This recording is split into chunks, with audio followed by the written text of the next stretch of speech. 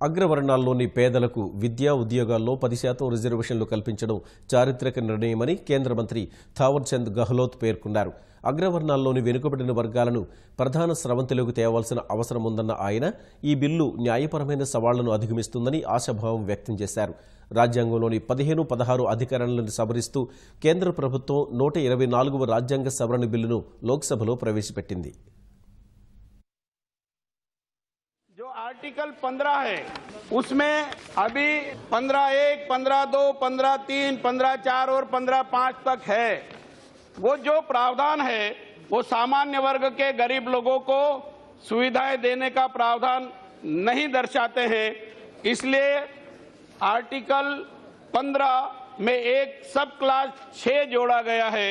खंड 4 और खंड 5 में उल्लिखित वर्गों से भिन्न नागरिकों के आर्थिक रूप से दुर्बल किन्हीं वर्गों की उन्नति के लिए कोई भी विशेष उपबंध करने से निवारित नहीं करेगी। राज्य सरकारों को और भारत सरकार को इस संबंध में कानून बनाने से नहीं रोका जा सकेगा।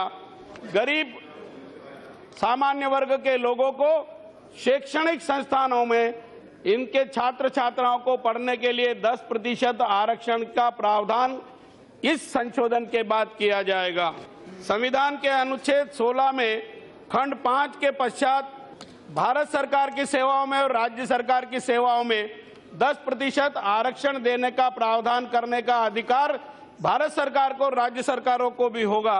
गरीबी रेखा या गरीब तबका कौन होगा, इसके लिए समय समय पर राज्य सरकारें जो दिशा निर्देश देती है उसके अनुपालन के अनुसार ये सब होगा। एससी, एसटी और ओबीसी को आरक्षण व्यवस्था है 49.5%, उसको छेड़े बिना, उसमें किसी प्रकार की कोई छेड़छाड़ किए बिना अतिरिक्त 10% आरक्षण का प्रावधान शिक्षण संस्थाओं में और सेवाओं में दिया जाएगा। जो वर्तमान में एससी, एसटी, ओबीसी की आरक्षण व्यवस्था से बाहर हैं, अर्थात आज की तारीख में वो अनारक्षित वर्ग में माने जाते हैं, ऐसे सब लोगों को मिलेगा।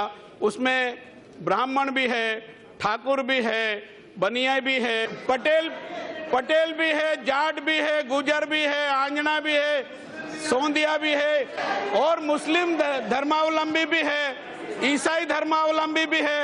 और जिस धर्म के लोग इस देश में रहते हैं और एससी, एसटी, ओबीसी की आरक्षण प्रणाली से बाहर हैं, वो सब लोग इस प्रावधान का लाभ ले सकेंगे।